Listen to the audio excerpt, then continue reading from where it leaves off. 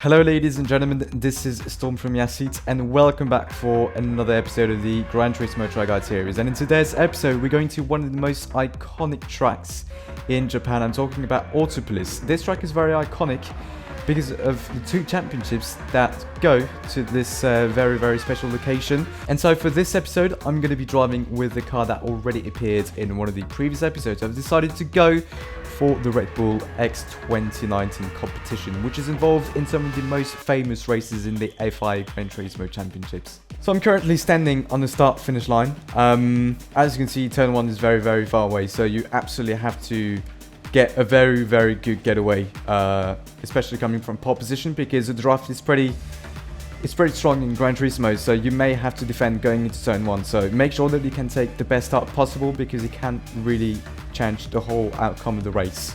So now I'm heading towards turn 1.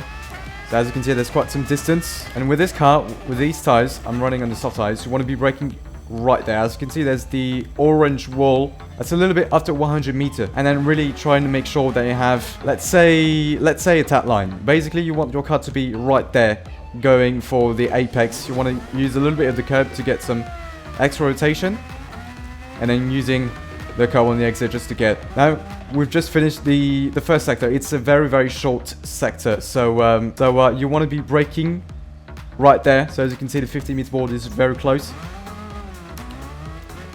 So you're braking, and then what you really have to do is to clip that curb, because it's really going to help you just getting a very good line position the car perfectly, because then follows the first left-hander corner and the second one immediately. So it's a double left-hander, which immediately leads to a hairpin. It may be the second slowest corner of the track, but basically what you want to do through that hairpin is to really hug the curb on the inside, and then really trying to get the best exit possible from the hairpin, because that can cost you maybe a tenth if you don't get it right. So make sure that you get right. Then we have this very long left-hander. Basically what you want to do is to go for a late apex and using the curb on the inside. That's very crucial. It can get you maybe half a tenth if you do it right.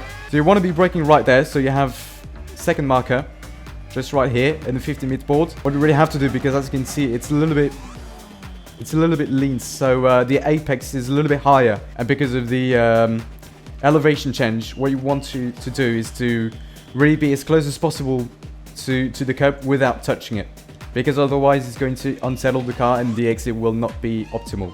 So what you want to do is go for late apex, position your car this way, and then making sure that the car is as straight as possible, so you can get a very decent exit. Do not use the curb on the outside, because it's too close from the exit. Then going into this very tricky corner, what you want to do is to really carry as much speed as possible. Yeah, you really have to be fully committed, braking on the 50-meter boards, and then it will be good.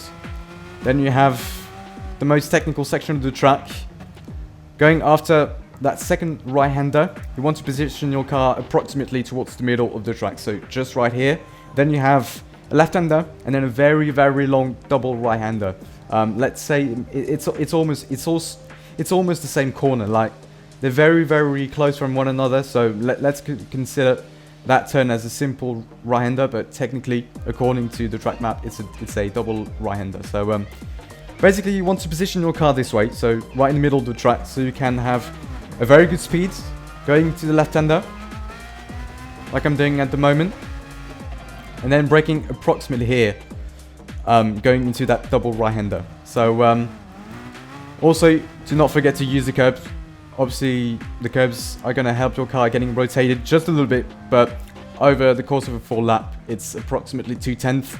That's something that you really have to use to your advantage. Coming out of the double right-hander, again, you want to position the car as straight as possible, but also making sure that the car is in the middle of the track, because after that double right-hander, turn 16 and 17, you have turn 18, which is a left-hander, as you can see.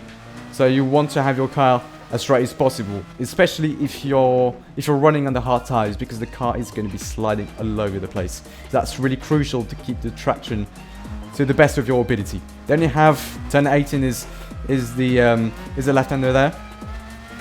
And then turn 19, basically you want to have a white line on the entry, and then slowly but surely coming towards the apex, which is going to be right in the middle of the corner, so approximately there. So what you want to do is to start getting fully back on the power,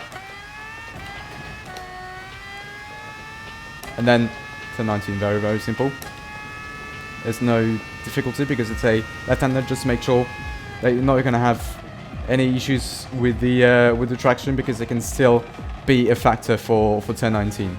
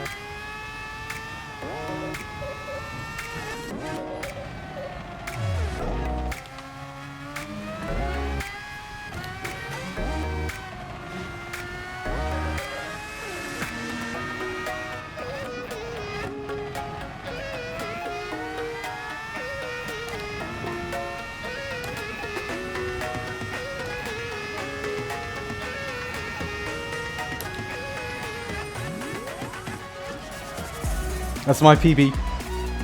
I just got my PB. That's the best lap I've ever made on this track, basically. So, it's beautiful. So this is it for today's episode, guys. I really hope that you guys enjoyed it. If you did, do not forget to drop a like to the video and subscribe to the official Yasit channel on YouTube. And until then, I will see you guys in the very next episode.